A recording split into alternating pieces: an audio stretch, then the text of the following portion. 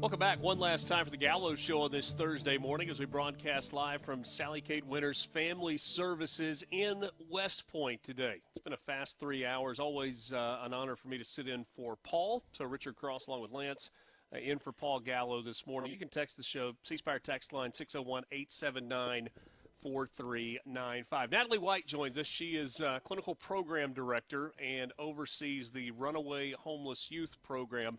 Talked a little bit earlier and have throughout the show about kind of the four silos within Sally Kate Winters, and Runaway Homeless Youth is one of those.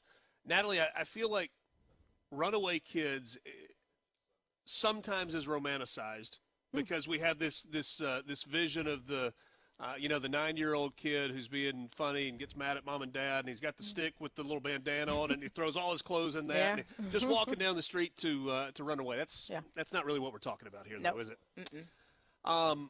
Largely, when we talk about runaway youth, as it pertains to Sally Kate Winters, are we talking about children who have chosen to flee an abusive situation? Mm-hmm.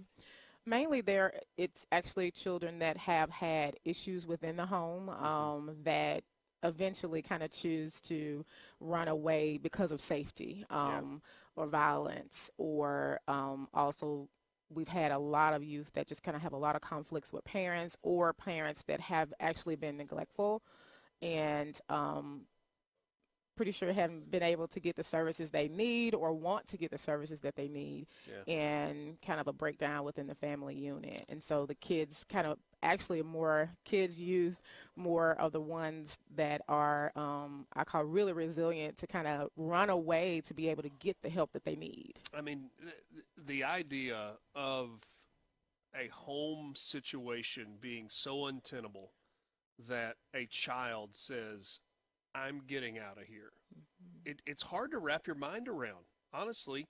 But that's the reality that you and others here at Sally Kate Winters are dealing with on a regular basis. So what happens? Mm-hmm. You take in a runaway or a homeless youth who is seeking safety. What happens then?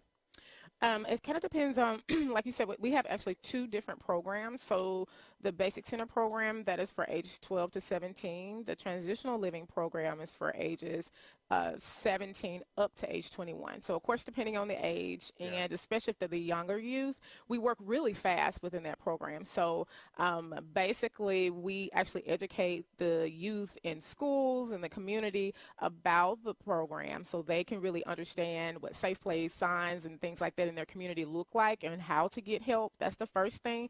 And the second step is actually we have different individuals in the community that are supportive, and we have some youth that actually come on the doorsteps. We've had that. Wow. And they will come into the program, and again, depending on which age they are, with Basic Center program, we work really quickly within 21 days trying to see, of course, what is the issue.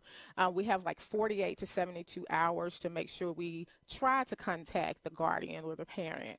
And 9 times out of 10. So there's a responsibility that you have if you take in a child to let someone from their family, from their household. You have to let them know. That's correct. You don't necessarily release the child back to them just because you found them, right? That is very correct. Yes, exactly. So, and that's what I was going to say. 9 times out of 10, a lot of people in the community really think, oh, gosh, you're going to have a lot of issues with the parent.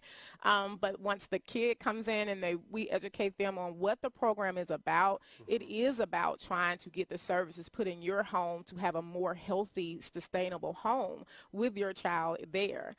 So you have a lot more buy-in with the parent because that's not what the goal is. In some instances, we have to figure out other relatives and things of that nature to kind of be a support if that doesn't work out.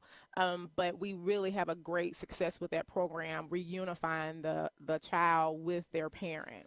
I want to hit on one thing. We've only got about a minute left before we have to wrap things up. But you mentioned to me that trafficking is an issue that you see. Explain to me how that works within kind of the confines of this runaway idea? Yes. What we have is, and that's something that we kind of actually adopted from a lot of the other programs that are in other states. Right. We actually do an assessment that all the youth in Basic Center program and the Transitional Living program, they come in and do this assessment. And what that assessment does is have them to answer questions that are related to human trafficking. So the ages of 17 to 19, those particular youth, they actually endorse questions to say that they have actually been exposed. They may not be 100% a victim, but they have been exposed to some human trafficking related incidences. So, and then you're able to pass that information yes. along to law enforcement, yes. to district attorney's office. Yes. And it kind of looks a little different because of their age and the program that they're in. But what we do clinically, we start putting services in place, counseling in place. We have a service agreement with Five Horizons that kind of comes in and do a physical health assessment, or we would take them to do the physical health assessment. So we try to make sure we put things in place to combat future issues with possible human trafficking. Natalie, I wish we had more time. It's so fascinating. Thank you for the work that you're doing here at Sally Kate Winters. Thank you so much. And thank you for being with us on the Gallo Show on SuperTalk Mississippi. We'll be here all day today. Gerard from 10 to 1, Rebecca at 2, Sports Talk Mississippi at